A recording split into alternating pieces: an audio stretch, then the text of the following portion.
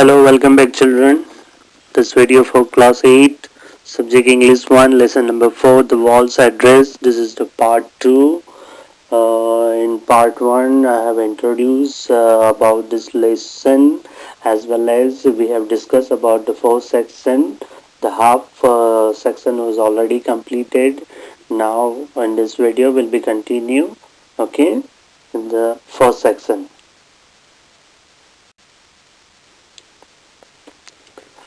Okay, children, see here on page number 45. Let us continue with the lesson. Before we were competitors, Indians and Australians were comrades, so it is only appropriate that we are here this evening at the Australian War Memorial, where along with celebrating cricket and cricketers, we remember the unknown soldier of both nations. Here, Rahul Dravid has described all the cricketers as an unknown soldier. Okay so वो भी एक ground के ऊपर खेलते हैं तो अपनी country के लिए खेलते हैं तो वो भी एक सोल्जर की तरह माना जाता है. So here Rahul Dravid has compare all the cricketer as a soldiers. Okay, comrade means soldiers. Australians were soldiers as well as all the cricketers are soldiers. It is now, however, incongruous that I, an Indian, happen to be the first cricketer from outside Australia invited to deliver the Bradman oration. I don't say that only because Sir Don once scored 100 before lunch at Lord's, and my 100 at Lord's this year took almost an entire day. तो यहाँ पे राहुल द्रविड़ कहना चाहते कि he is feeling very honour. यहाँ पे वो एक मतलब स्ट्रेंज फील करते हैं. इनकॉन्ग्रुएंस मीन्स स्ट्रेंज फीलिंग करते हैं कि नॉन ऑस्ट्रेलियन जो इंडियन है राहुल द्रविड़ उनको यहाँ पे ब्रैडमैन ओरेशन के लिए बुलाया गया है और वो not sir Don one scored 100 before lunch. उन्होंने लंच से पहले 100 का सेंचुरी जो लगाई थी, या तो फिर राहुल द्रविड़ ने 2011 में लॉर्ड्स में जो 100 मतलब सेंचुरीज जो बनाई थी अपनी, ठीक है, उसके लिए उनको नहीं बुलाया गया है. But more seriously sir Don played just 5 test against India.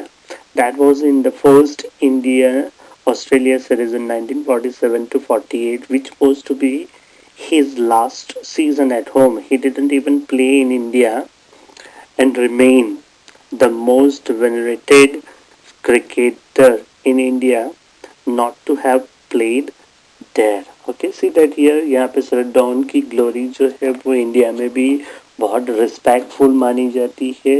हालांकि 5 टेस्ट ही इंडिया के अगेंस्ट खेला गया है.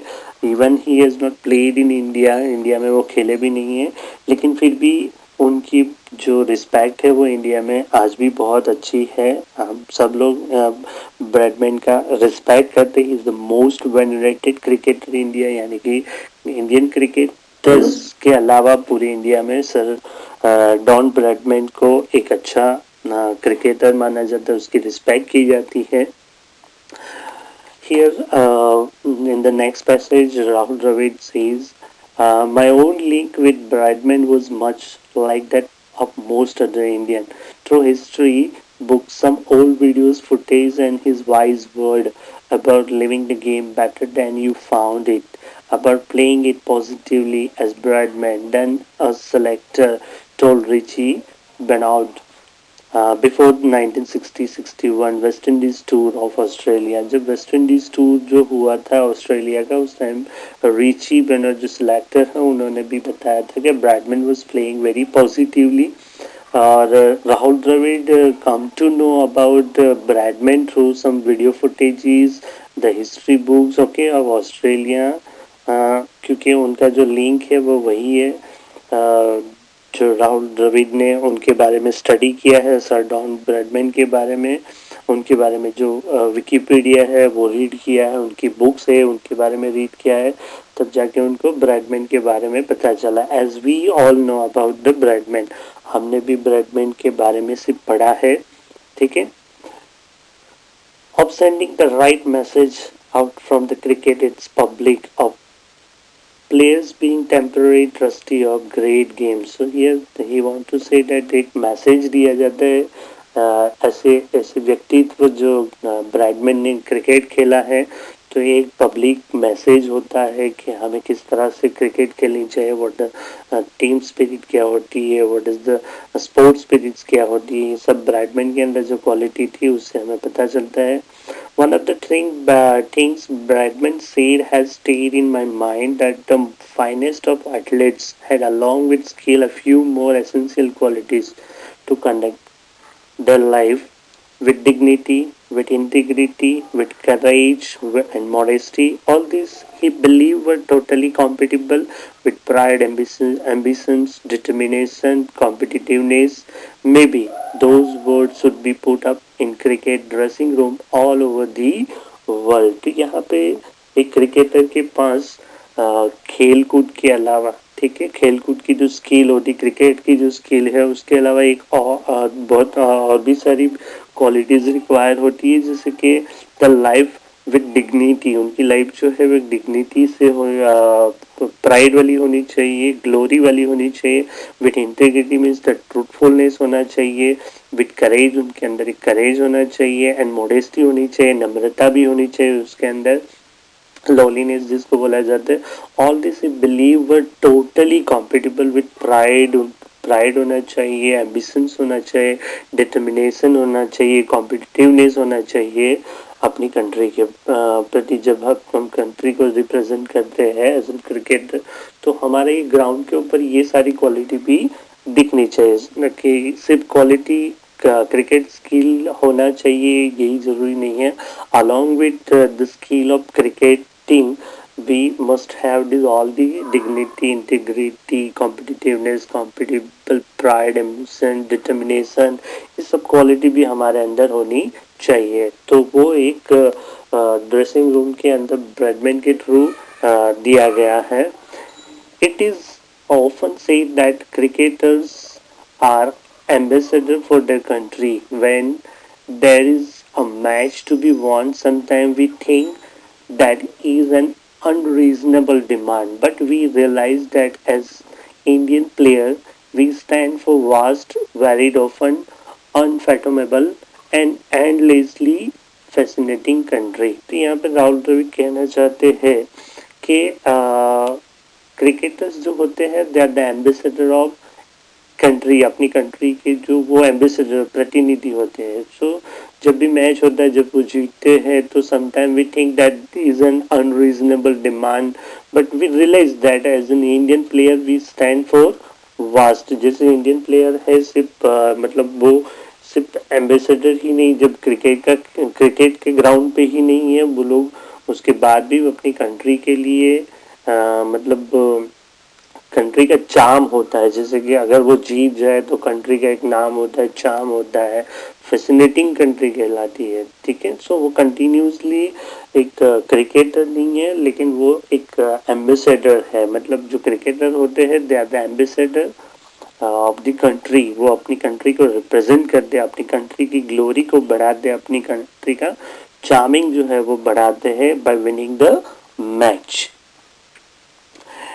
At the moment, too much of the outside world, Indian cricket represents only two things: money and power. Yes, that aspect of Indian cricket is a part of the whole, but it is not the complete picture. As a player, as a proud and privileged member of the Indian cricket team, I want to say that this one-dimensional, often clinch image, relentlessly repeated, is not what Indian cricket is really all about. So here जो picture है हमारे mind के अंदर के cricketers जो होते हैं they are all playing for the power and money. अपने पावर और मनी के लिए खेलते हैं, लेकिन ऐसा नहीं. This is the half picture of उनके पीछे उनका जो स्ट्रगल होता है, किस तरह से वो स्ट्रगल करके इस इंडियन क्रिकेट टीम के अंदर एंटर हुए हैं.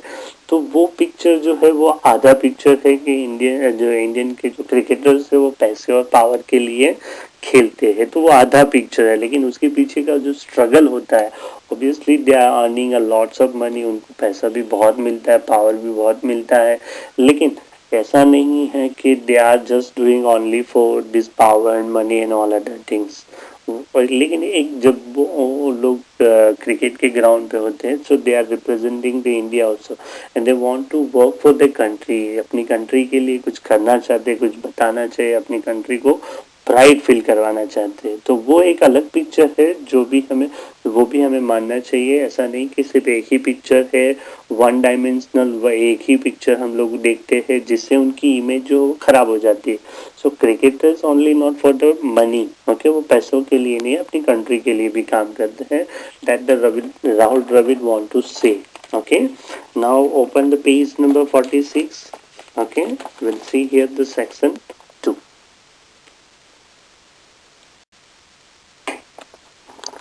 Okay, children, see here, I'll read the section 2. I can. Okay, children, we'll meet in the next video. We'll be continue with the section 2. So take all of you into the town and villages our players come from and introduce you to their families, teacher, coaches, mentors, and teammates who made them international cricketer. Okay, these are the people behind them who make them a cricketer, international cricketer. उनके coaches, mentor, teammates, family, teachers, ये सब ने contribute किया। तो उन सबको यहाँ पे introduce नहीं ला नहीं सकते।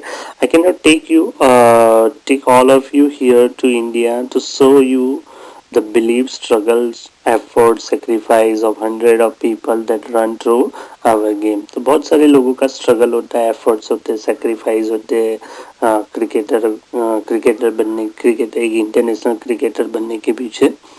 As I stand here today, it is important for me to bring Indian cricket and its own remarkable story to you. I believe it is very necessary that cricketing nations try to find out about each other, try to understand each other and the different role cricket plays in different countries, because ours is eventually a very small world. यहाँ पे Rahul Dravid want to say that कि यहाँ पे different different culture के लोग आते हैं, एक दूसरे को समझते हैं, they try to understand each other. Cricket जो है एक उन लोगों की एक छोटी सी दुनिया है जहाँ पे वो लोग एक दूसरे से मिलते हैं, या तो अदर कंट्री से मिलते हैं, या तो एक ही कंट्री के अलग अलग कल्चर से लोग आए होते हैं, वो एक दूसरे के साथ मिलते हैं, they are trying to mingle with each other. In India, cricket is buzzing, humming, living entity going through a most remarkable time. Like no other in our cricketing history, the Indian team represents more than ever before. The country become from people from vastly different culture who speak different languages, follow different religions, belong to all classes of society.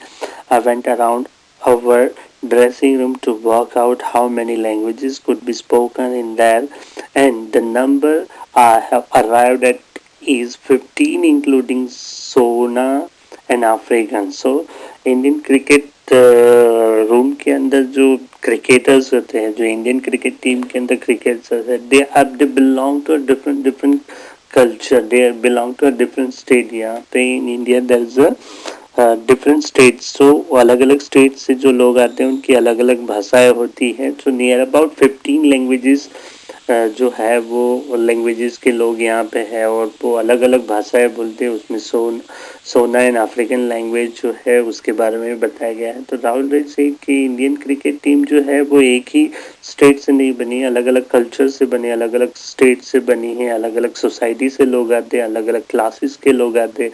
So they all come over here and then try to mingle with each other.